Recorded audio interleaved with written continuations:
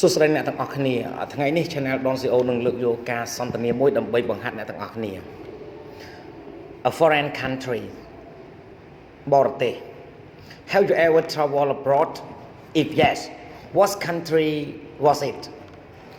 តើអ្នកធ្លាប់បានធ្វើដំណើរទៅបរទេសដែរឬទេ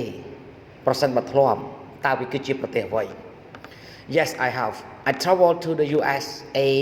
last year with my family. បានខ្ញុំធ្លាប់ខ្ញុំបានធ្វើដំណើរទៅសហរដ្ឋអាមេរិកកាលពីឆ្នាំទៅជាមួយនឹងគ្រួសាររបស់ខ្ញុំ Where is that country located? តើប្រទេសនោះមានទីតាំងនៅឯណា The USA is located in the North America. សហរដ្ឋអាមេរិកគឺមានទីតាំងនៅអាមេរិកខាងជើង What is it famous for? តើវាល្បីដោយសារអ្វី The US is known for its cultural achievements and landmark សហរដ្ឋអាមេរិកគឺល្បីល្បាញដោយសារតែភាពជោគជ័យនៃវប្បធម៌និងទឹកដីវប្បធម៌របស់វា What are the special food and drinks of that country តើអ្វីទៅគឺជាអាហារពិសេសៗនិងភេសជ្ជៈពិសេសៗនៃប្រទេសនោះ There are many. They are known for fast food, dairies, and many beverage មានជាច្រើនពួកវាល្បីល្បាញដោយសារតែអាហារងាយភេសជ្ជៈដែលធ្វើអំពីទឹកដោះគោហើយនិងភេសជ្ជៈជាច្រើនទៀត What do you like about that country តើអ្នកចូលចិត្តអ្វីអំពីប្រទេសនោះ I like the fast pace of life and the various subcultures ខ្ញុំចូលចិត្តជីវិតលឿន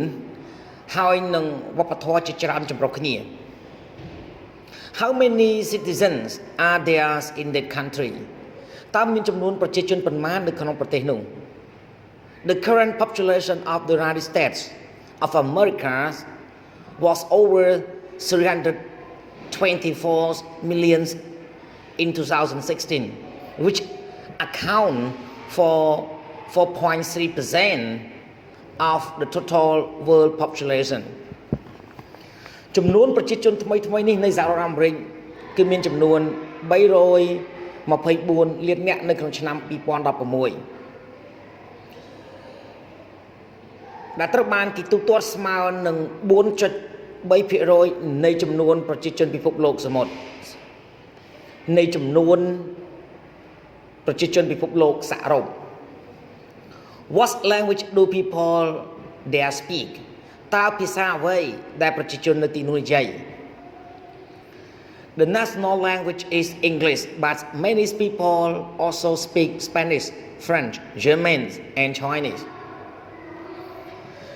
ភាសាជាតិគឺភាសាអង់គ្លេសហើយមានប្រជាជនជាច្រើននិយាយភាសាអេស្ប៉ាញបារាំងអាល្លឺម៉ង់ហើយនិងភាសាចិន Do you want to go back there again តើអ្នកចង់ត្រឡប់ទៅទីនោះម្ដងទៀតទេសួរប្រកាសណាស់ Why do people like to travel abroad ហេតុអ្វីបានជាប្រជាជនចូលចិត្តធ្វើដំណើរទៅបរទេស